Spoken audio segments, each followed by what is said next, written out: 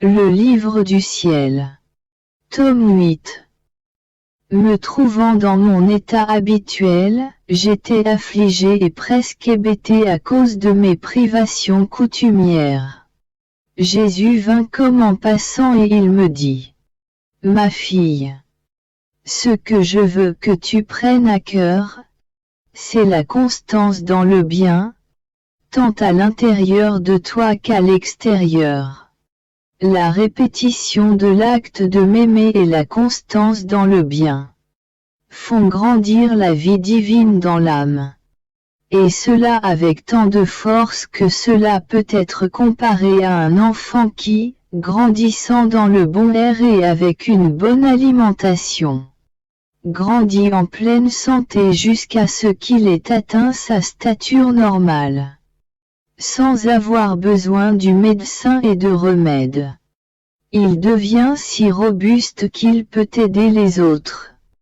Par contre, l'âme qui n'est pas constante est comme un enfant, qui ne se nourrit pas toujours avec des aliments sains et qui respire un air infect. Il devient maladif et, à cause de sa mauvaise alimentation, ses membres ne se développent pas adéquatement. Il se développe avec des défauts. Une tumeur se forme à un endroit, un abcès à un autre. En conséquence, il marche en boitant et parle avec difficulté. On peut dire qu'il est un pauvre infirme. Bien que certains de ses membres soient en bon état, ses membres défectueux sont plus nombreux. Et même s'il consulte des médecins et prend des médicaments, cela ne lui fait pas beaucoup de bien. Parce que son sang est infecté par une atmosphère polluée et parce que ses membres sont faibles et défectueux à cause de sa malnutrition. Il deviendra un adulte, mais sans atteindre sa vraie stature. Il aura toujours besoin d'aide et ne pourra pas aider les autres. Il en va ainsi pour l'âme inconstante. C'est comme si elle se nourrissait avec de mauvais aliments. En s'appliquant à des choses qui ne sont pas de Dieu, c'est comme si elle respirait de l'air pollué. Ainsi, la vie divine grandit en elle difficilement et pauvrement. Car il lui manque la force et la vigueur de la constance. Je vis des jours amers à cause de la privation continuelle de Jésus béni. Il est venu brièvement et m'a dit: Ma fille, un signe pour reconnaître si quelqu'un possède la vraie charité et son amour pour les pauvres. En fait, s'il aime les riches et est disponible à leur endroit, il peut le faire. Parce qu'il espère obtenir quelque chose de haut. Qu'il sympathise avec eux, ou à cause de leur noblesse, de leur intelligence, de leur éloquence, ou même parce qu'il en a peur. Cependant, s'il aime les pauvres, s'il les aide et les supporte, c'est qu'il voit en eux l'image de Dieu. Ainsi, il ne s'arrête pas à leur rudesse, leur ignorance ou leur misère. À travers leur misère, comme à travers une vitre, il voit Dieu, de qui il espère tout. Il les aime, les aide, les console comme s'il le faisait à Dieu lui-même. C'est là la véritable venue, elle part de Dieu et aboutit en Dieu. D'autre part, ce qui est issu de la matière produit la matière et aboutit en elle. Aussi splendide et vertueuse que puisse sembler la charité, si on n'y sent pas la touche de Dieu, celui qui la pratique et celui qui la reçoit en sont agacés. De plus, elle conduit parfois à commettre des fautes. Me trouvant dans mon état habituel, Jésus béni se fit voir toute lumière et me dit ces simples mots: Je suis lumière. Mais de quoi est faite la lumière? Quel est son fondement? La lumière est vérité. Ainsi, je suis lumière parce que je suis vérité. Conséquemment, pour être lumière et avoir de la lumière dans toutes ses actions, tout doit être vérité. Où il y a artifice et duplicité, il ne peut y avoir de lumière, mais seulement de l'obscurité. À la suite de ces quelques mots, il disparut à la vitesse de l'éclair. Pendant que je causais avec mon confesseur, il m'a dit: comme ce sera terrible de voir l'indignation de Dieu. Cela est si vrai que, au jour du jugement, les méchants diront: montagne, tombez sur nous, détruisez-nous, afin que nous ne voyions pas la face de Dieu indigné. Je lui dis: en Dieu, il ne peut pas y avoir d'indignation. Les choses se passent plutôt selon l'état de l'âme. Si l'âme est bonne, les qualités et les attributs de Dieu l'attirent. Et elle est consumée du désir de s'immerger complètement en lui.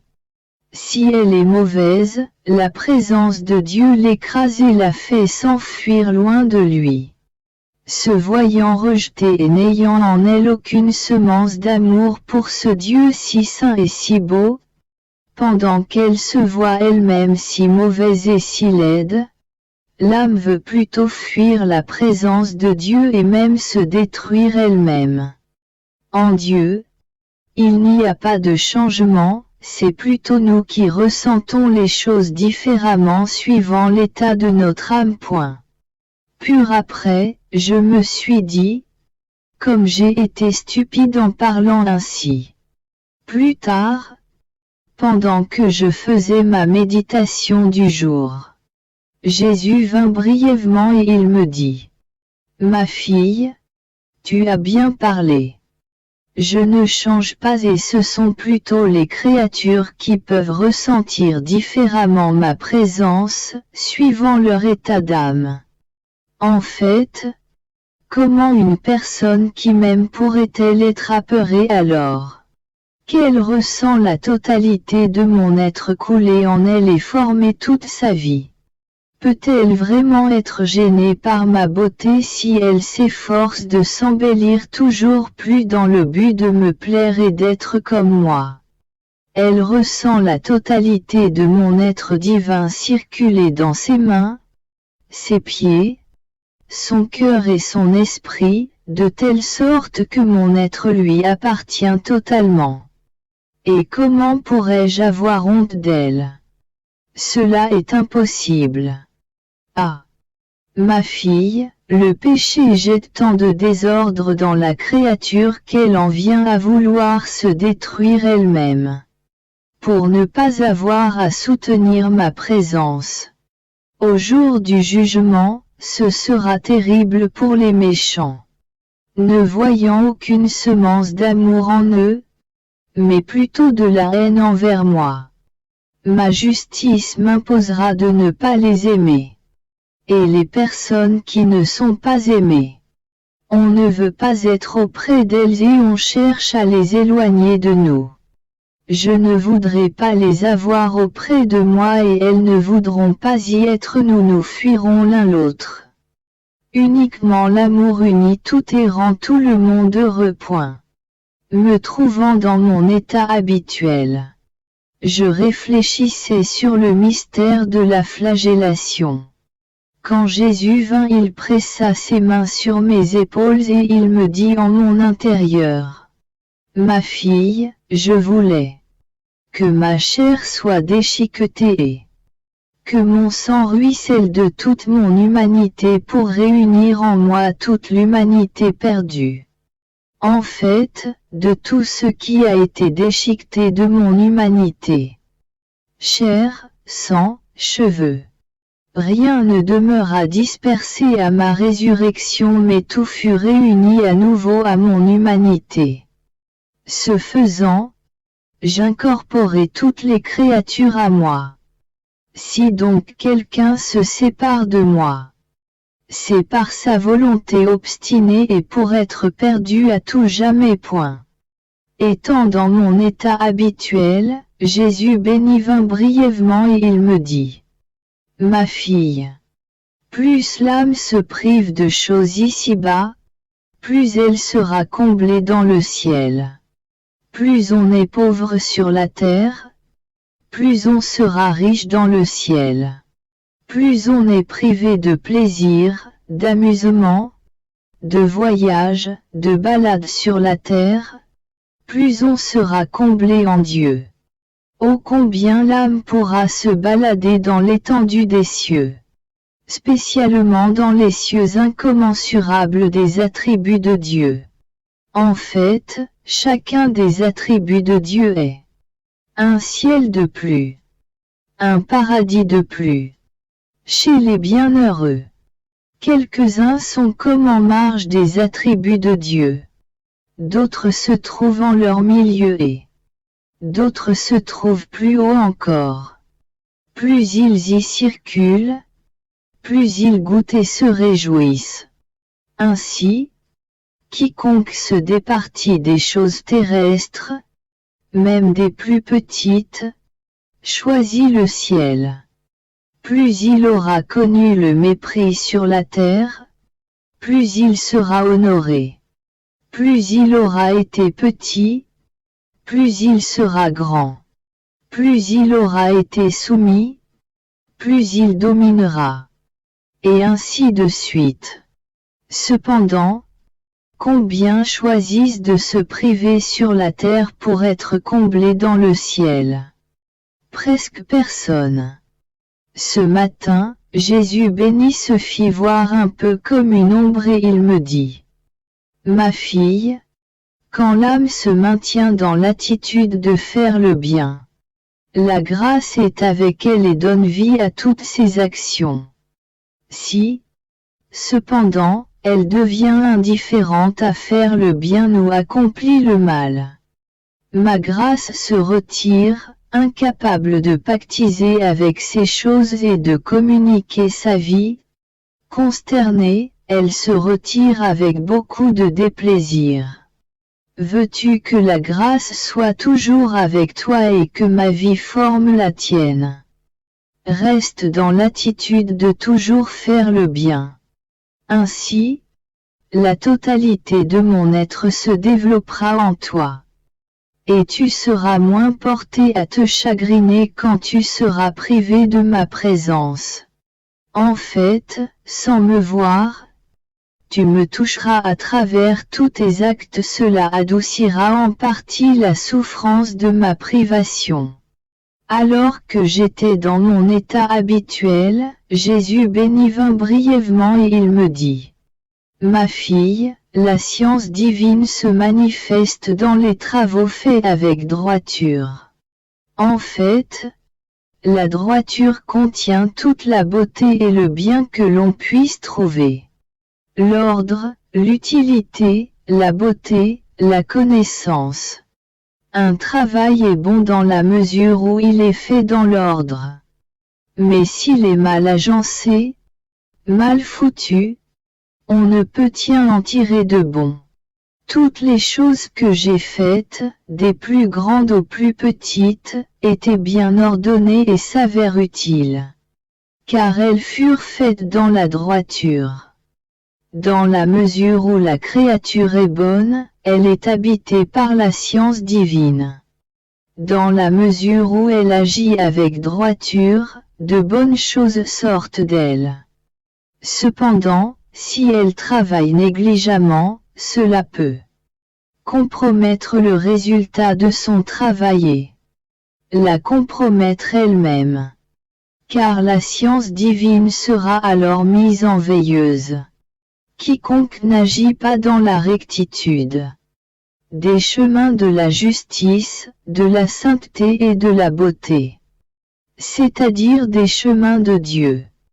Il est comme une plante qui a peu de terre sous elle. Les rayons brûlants du soleil, les forts vents et le froid empêchent la science divine de se manifester en elle. Il en va ainsi pour ceux qui travaillent négligemment. Ils se privent du sol de la science divine et dépérissent dans leur propre désordre. Étant dans mon état habituel, j'étais rempli d'amertume et de privation. Ce matin, Jésus béni est venu pendant un court moment et je me suis plaint à lui de mon état. Mais, plutôt que de me répondre, il s'est approché et il m'a dit: Ma fille, l'âme vraiment aimante n'est pas satisfaite de m'aimer émotivement et anxieusement. Elle n'est satisfaite que lorsqu'elle a fait de l'amour sa nourriture quotidienne. C'est alors que son amour devient solide et sérieux. Débarrassé de l'inconstance habituelle chez les créatures.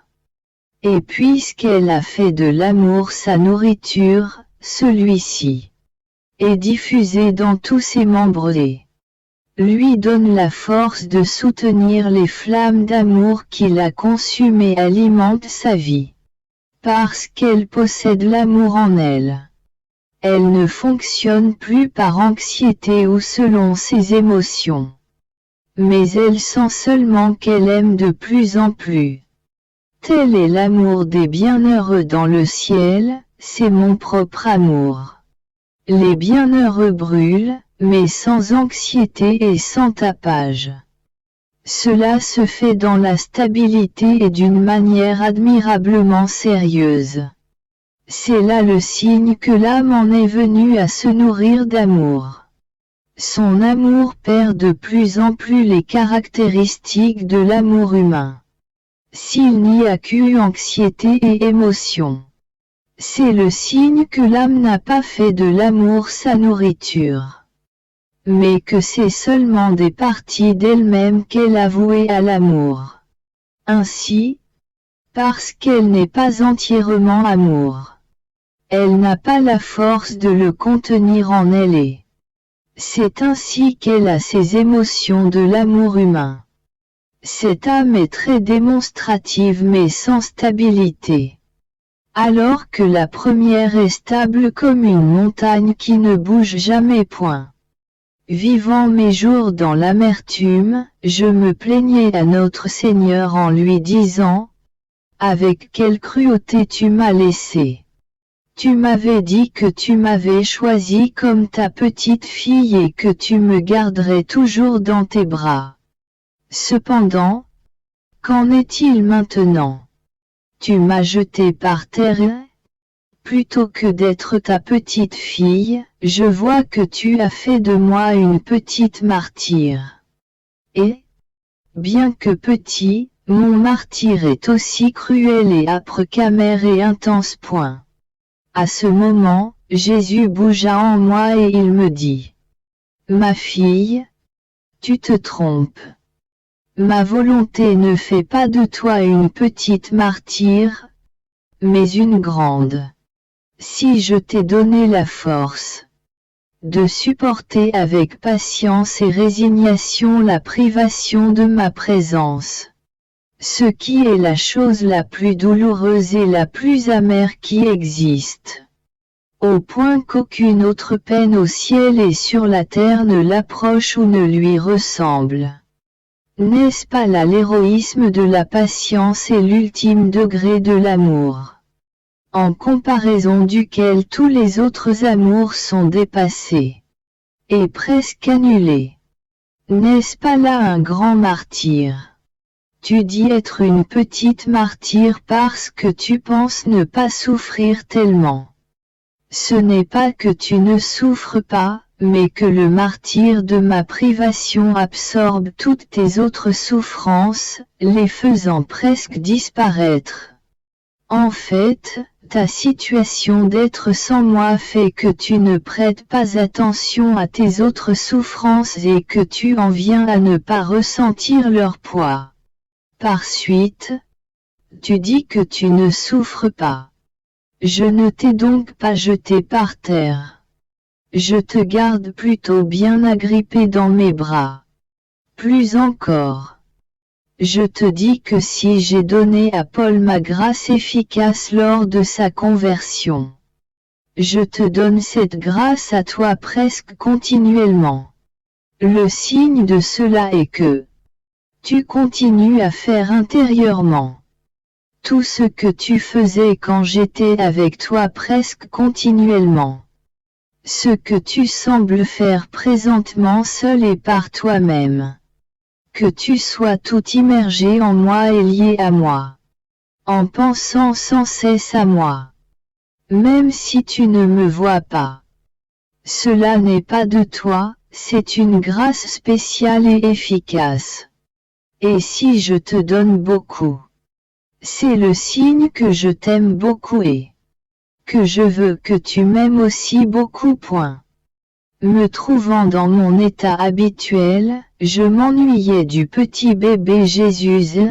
Après beaucoup de tribulations, Jésus apparut en moi sous la forme d'un petit bébé et il me dit: Ma fille, la meilleure manière de me faire naître dans son cœur, c'est de se vider de tout.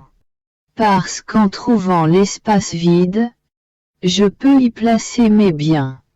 Si j'y trouve de la place pour y placer tout ce qui m'appartient, alors seulement je peux m'y installer pour toujours. On peut dire qu'une personne qui est venue vivre chez une autre y est. Seulement si elle y trouve suffisamment d'espace libre pour y placer tous ses biens. Autrement, elle n'y est pas heureuse. Il en va ainsi pour moi. Une deuxième manière pour me faire naître et augmenter mon bonheur en une âme est que tout ce qu'elle contient, tant intérieurement qu'extérieurement, soit pour moi. Tout doit être fait pour m'honorer et accomplir mes ordres. Si, même une seule chose, une pensée, un mot, n'est pas pour moi, j'en suis malheureux. Et, alors que je dois être le maître, on fait de moi un esclave. Comment puis-je tolérer cela? Une troisième manière est l'amour héroïque, l'amour magnifié, l'amour sacrificiel. Ces trois amours font grandir mon bonheur d'une façon merveilleuse, parce qu'elles rendent l'âme capable d'actions dépassant ses forces, vu qu'elle agit uniquement avec ma force. Ces amours font croître l'âme en coopérant non seulement à augmenter son amour pour moi, mais aussi celui des autres. Cette âme en viendra à tout endurer, même la mort, pour triompher de tout et pouvoir me dire: je n'ai rien d'autre, tout en moi est amour pour toi. De cette manière, l'âme ne me fera pas seulement naître en elle, mais elle me fera croître. Je formerai un magnifique paradis dans son cœur. Pendant qu'il disait cela, je l'ai regardé. Et, de petit qu'il était, il est devenu subitement gros. De telle manière que je suis resté complètement rempli de lui. Ensuite, tout disparut. Je méditais sur les moments où la reine maman donnait du lait au bébé Jésus. Je me disais: que se passait-il alors entre la maman la plus sainte et le petit Jésus? À ce moment, j'ai senti Jésus bouger en moi et j'ai entendu me dire: ma fille, quand je suçais le lait de la poitrine de ma très douce maman, je suçais en même temps l'amour de son cœur. C'était beaucoup plus ce dernier que le premier que je suçais. C'était comme si elle me disait: je t'aime, ô fils, et que je lui répondais: je t'aime, ô maman. Et je n'étais pas seul. Ah mais je t'aime, le Père, le Saint-Esprit ainsi que toute la création, les anges, les saints, les étoiles, le soleil, les gouttes d'eau, les plantes, les fleurs, les grains de sable, tous les éléments se joignaient à moi en disant: nous t'aimons, ô Mère de notre Dieu, dans l'amour de notre Créateur. Ma mère en était tout inondée. Il n'existait pas un seul petit espace où elle ne m'entendait pas lui dire que je l'aimais. Son amour était derrière tout cela, presque seul, et répétait: je t'aime, je t'aime. Cependant, elle ne pouvait m'égaler. Parce que l'amour de la créature a ses limites, son temps. Alors que mon amour est incréé, sans fin, éternel. La même chose arrive à chaque âme quand elle me dit: je t'aime. Je lui dis aussi: je t'aime. Et toute la création se joint à moi en l'aimant à travers mon amour. Oh! Si les créatures comprenaient le bien et l'honneur qu'elles se procurent à elles-mêmes. Simplement en me disant: je t'aime. Cela est suffisant pour qu'un Dieu les honore en leur répondant: je vous aime moi aussi. J'étais dans mon état habituel. J'ai eu l'impression que la terre vacillait sous mes pieds et voulait se dérober. Je me suis sentie inquiète et me suis dit: Seigneur, Seigneur, qu'est-ce qui se passe?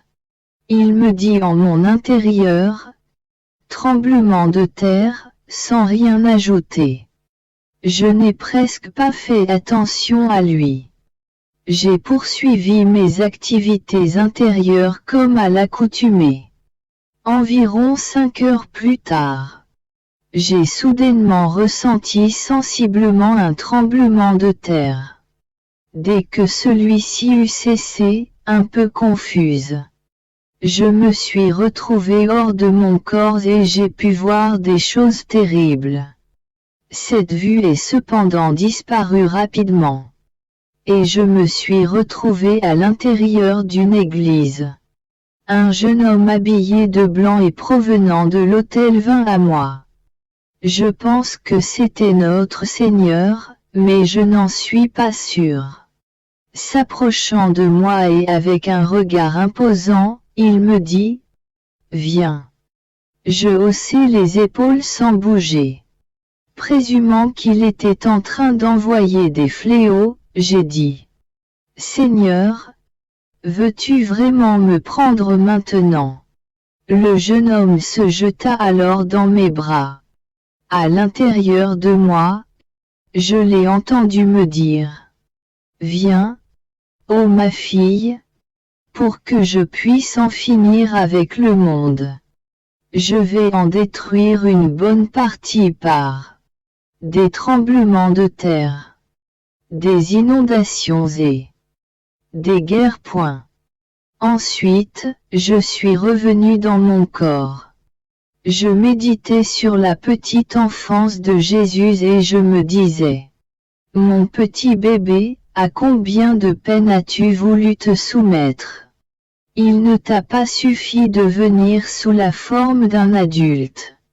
Tu as aussi voulu prendre la forme d'un bébé et souffrir dans les langes, dans le silence et dans l'immobilité de ta petite humanité, dans tes pieds, dans tes mains, etc. Pourquoi tout cela? Comme je réfléchissais à cela, il remua en moi et il me dit: ma fille, mes œuvres sont parfaites. J'ai voulu venir comme un petit bébé pour diviniser tous les petits sacrifices et toutes les petites actions qu'il y a dans la petite enfance. Ainsi, jusqu'à ce que les bébés commencent à commettre des péchés. Tout reste absorbé dans mon enfance et tout est divinisé par moi. Quand les péchés commencent à apparaître, alors commence Une séparation entre moi et la créature. Une séparation douloureuse pour moi et triste pour elle. Je lui dis. Comment cela peut-il se faire puisque les bébés n'ont pas l'âge de raison et ne sont donc pas capables de gagner des mérites? Il reprit. Premièrement, parce que je donne les mérites par ma grâce. Deuxièmement, parce que ce n'est pas leur volonté qui peut les empêcher de gagner des mérites. Ils sont dans l'état de la petite enfance telle que voulue par moi. Un jardinier qui a mis en terre une plante n'est pas seulement honoré par elle, mais il en cueille les fruits. Même si la plante n'a pas l'usage d'une raison. Il en est ainsi pour un artisan qui sculpte une statue, et pour plein d'autres choses. Seul le péché détruit tout et sépare la créature du Créateur. Pour tout le reste, même pour les choses les plus simples, tout vient à la créature par moi et tout me revient avec la marque d'honneur du Créateur. C'est avec grande répugnance et par obéissance que je vais continuer à parler de ce qui est arrivé à partir du 28 décembre concernant le tremblement de terre. Je réfléchissais sur le sort de tant de pauvres gens ensevelis vivant sous les décombres, et aussi à celui de Jésus Eucharistie également enseveli sous les décombres. Je me disais, il me semble que le Seigneur doit dire à ces personnes, je subis le même sort que vous à cause de vos péchés. Je me tiens avec vous pour vous aider et vous donner la force. Je vous aime tellement qu'il suffit d'un dernier acte d'amour de votre part pour que vous soyez sauvés et pour que j'ignore tout le mal que vous avez fait dans le passé. Ah! Mon bien, ma vie et mon tout, je t'adore. Sous les décombres et partout où tu te trouves. Je t'envoie mes enlacements, mes baisers et toutes mes énergies. Pour te tenir compagnie. Oh! Comme j'aimerais pouvoir te dégager et te placer en des endroits plus confortables et plus dignes de toi. À ce moment, mon adorable Jésus me dit intérieurement. Ma fille. Tu as parlé quelque part de l'amour excessif que j'ai pour les gens, même quand je les châtie. Cependant, il y a plus encore. Sache que mon sort dans le sacrement de l'Eucharistie est peut-être moins malheureux sous les pierres que dans les tabernacles. Les sacrilèges commis par les prêtres et par le peuple sont si nombreux que je deviens lassé de descendre dans leurs mains et dans leur cœur, au point de me sentir contraint de les détruire presque tous. Et que dire des ambitions et des scandales de certains prêtres? Tout est ténèbres en eux, ils ne sont plus la lumière qu'ils sont supposés être. Et quand ils ont cessé de communiquer ma lumière, le peuple tombe dans des excès et ma justice est forcée de les détruire. Souffrant beaucoup de la solitude à cause de son absence et craignant que quelque violent tremblement de terre ne se produise ici même. J'étais si accablé que je me sentis mourir. Jésus vint comme une ombre et il me dit, compatissant. Ma fille, ne te sens pas si oppressée. À cause de toi, j'épargnerai cette ville de dommages sérieux.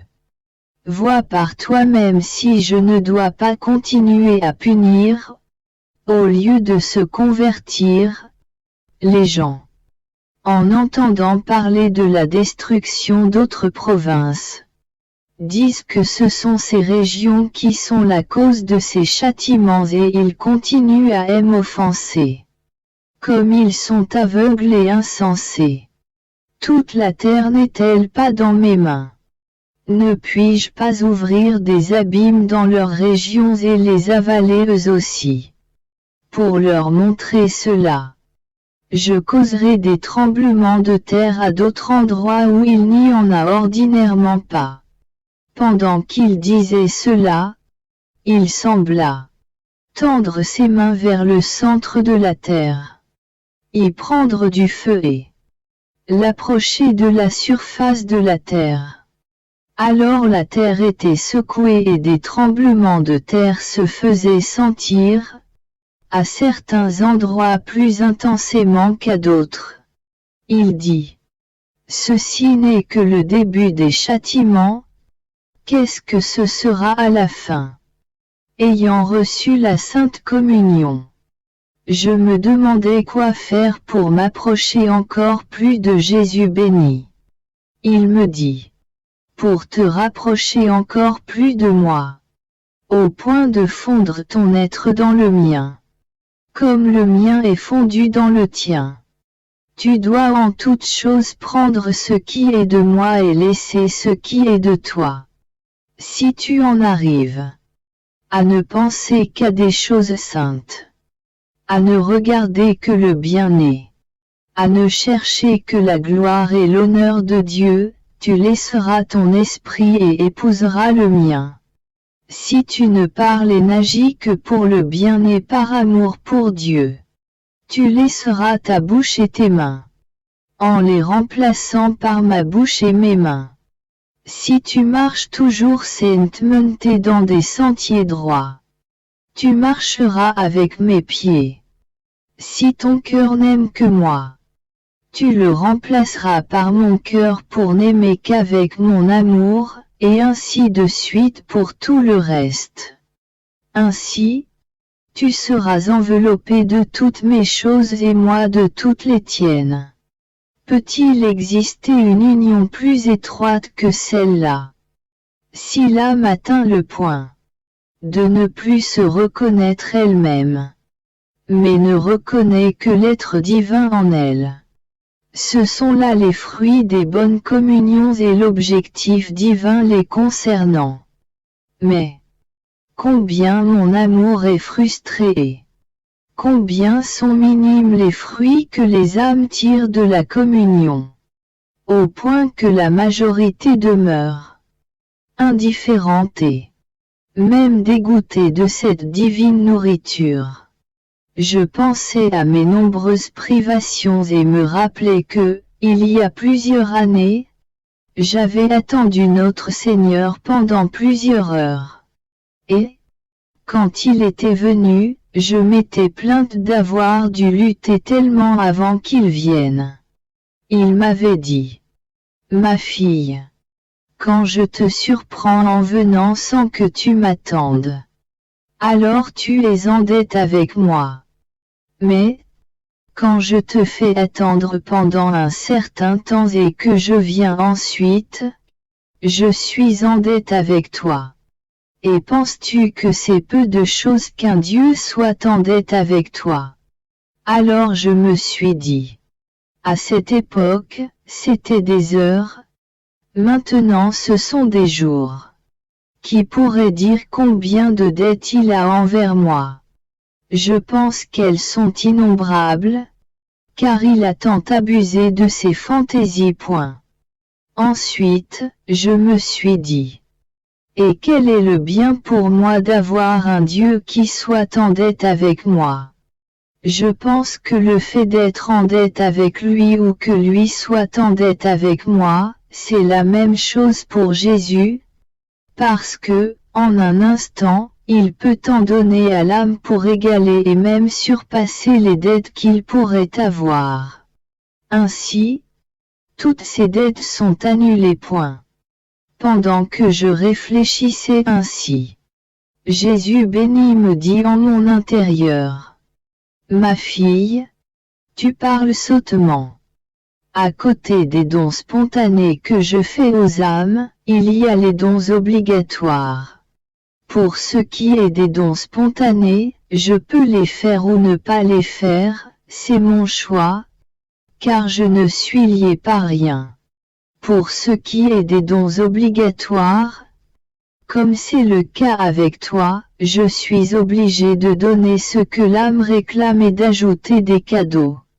Imagine un gentleman et deux personnes dont l'une laisse son argent entre les mains du gentleman et l'autre pas. Ce gentleman peut donner aux deux personnes, mais laquelle est la plus sûre d'obtenir ce qu'elle veut en cas de besoin? Celle qui a de l'argent entre les mains du gentleman ou l'autre qui n'en a pas. Il est évident que la personne qui garde son argent dans les mains du gentleman est celle qui a toutes les bonnes dispositions, le courage, la confiance d'aller demander au gentleman ce dont elle a besoin. De plus, si elle le voyait hésitant à donner ce qu'elle demande, elle pourrait lui dire franchement, « Dépêche-toi de me donner ce dont j'ai besoin. Car ce que je te demande ne t'appartient pas, mais est à moi. » D'autre part, si celui qui n'a rien déposé entre les mains du gentleman va le voir pour lui demander quelque chose, il le fera timidement, sans confiance, et le gentleman aura le choix de l'aider ou non. Voilà la différence qu'il y a entre être en dette avec quelqu'un ou ne pas l'être. Tu peux comprendre les immenses avantages que tu as à m'avoir comme ton débiteur. Pendant que j'écrivais, j'ai pensé à un autre non-sens. Quand je serai au ciel, mon cher Jésus, tu te sentiras irrité d'avoir accumulé tant de dettes envers moi. Tandis que si tu viens maintenant, puisque je serai en dette avec toi, toi qui es si bon, dès notre première rencontre, tu vas annuler toutes mes dettes. Mais moi, qui suis mauvaise, je ne laisserai pas aller les choses et je demanderai paiement même pour le moindre moment d'attente. Pendant que je pensais ainsi, il me dit en mon intérieur: ma fille, je ne serai pas irrité, mais content. Parce que mes dettes sont des dettes d'amour et que je désire bien plus être en dette avec toi que le contraire. En fait, ces dettes que j'aurai avec toi seront des gages et des trésors que je garderai dans mon cœur pour l'éternité et qui te donneront le droit d'être aimé plus que les autres. Ce sera plus de joie et de gloire pour moi et tu seras récompensé pour ne fût-ce qu'un soupir, une minute, un désir, un battement de cœur.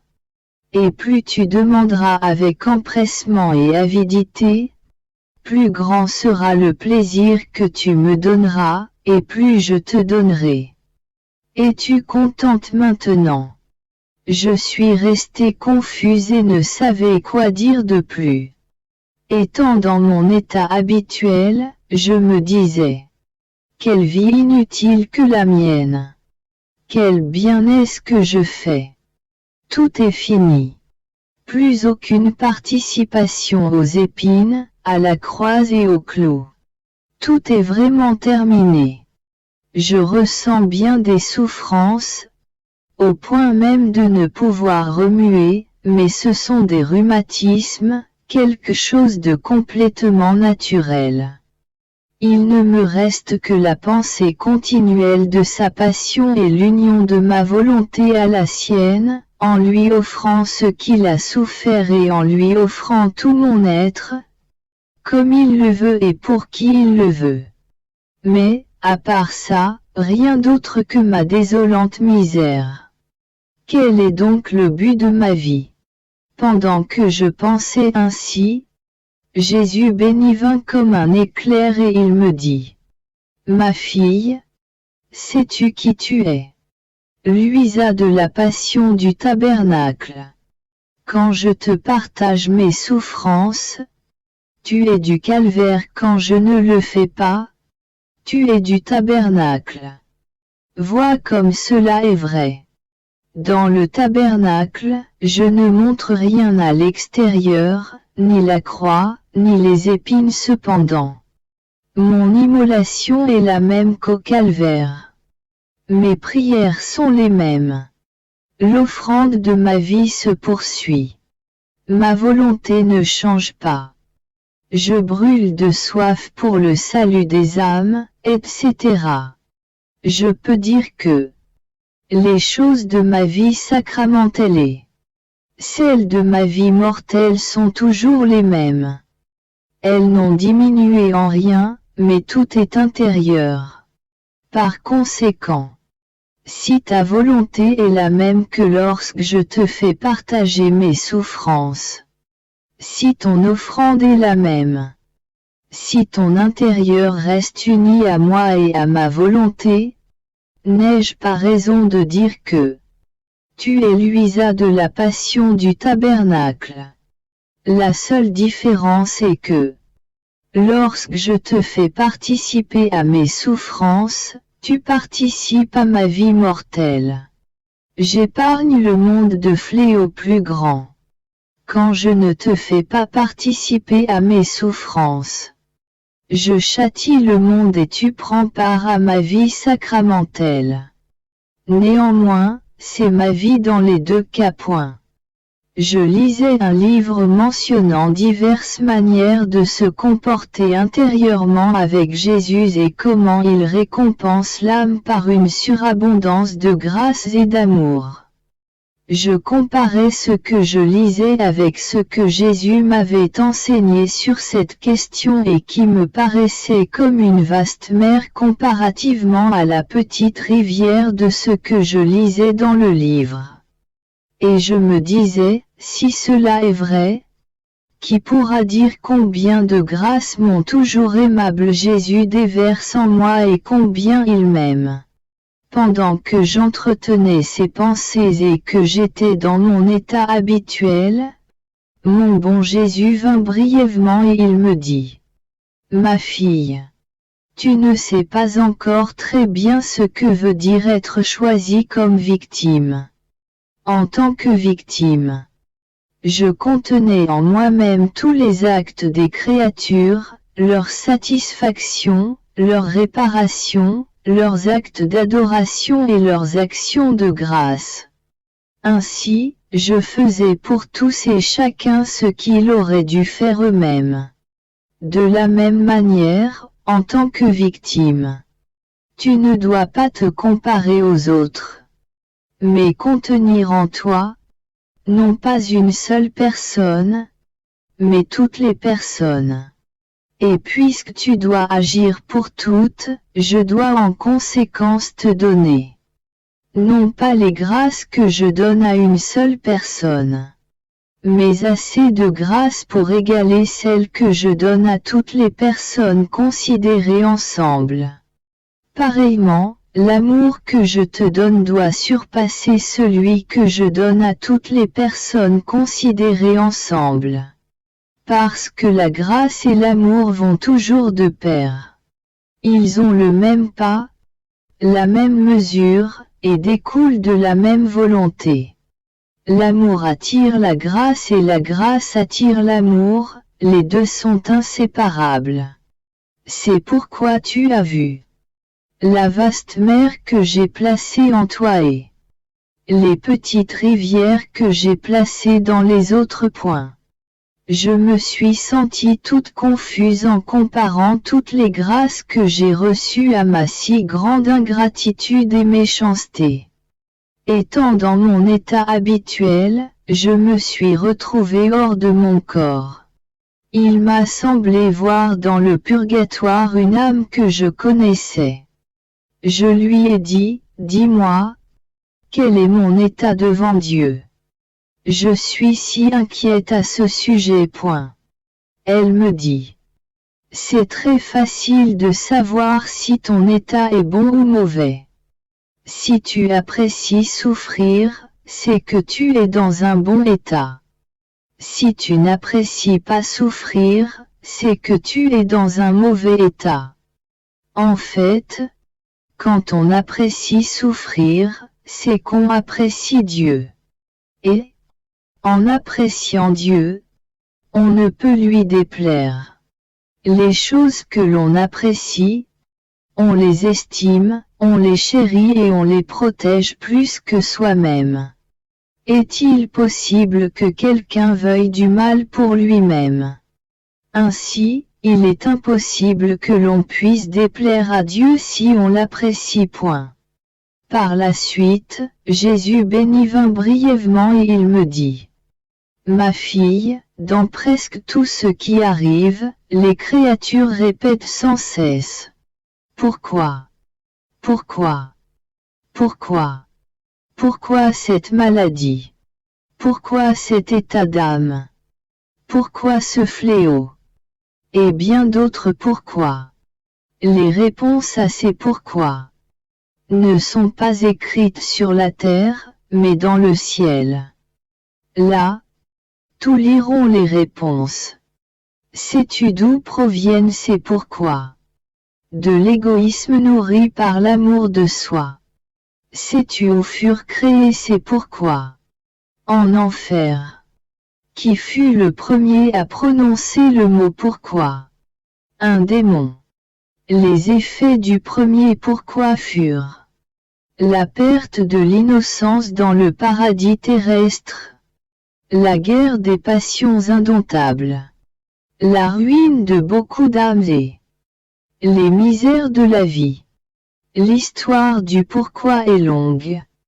Il est suffisant de te dire qu'il n'est pas de mot dans le monde qui ne porte la marque du pourquoi.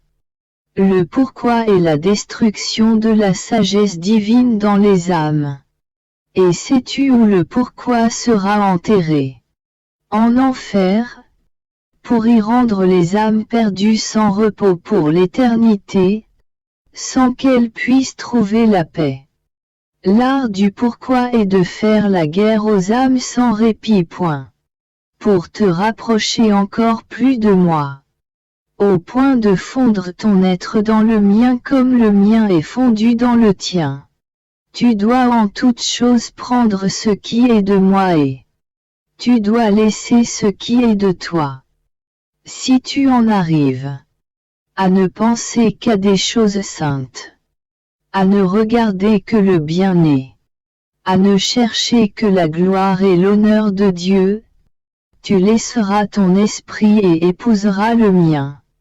Si tu ne parles et n'agis que pour le bien et par amour pour Dieu, tu laisseras ta bouche et tes mains, en les remplaçant par ma bouche et mes mains. Si tu marches toujours saintement et dans des sentiers droits, tu marcheras avec mes pieds. Si ton cœur n'aime que moi, tu le remplaceras par mon cœur pour n'aimer qu'avec mon amour, et ainsi de suite pour tout le reste. Ainsi, tu seras enveloppé de toutes mes choses et moi de toutes les tiennes. Peut-il exister une union plus étroite que celle-là?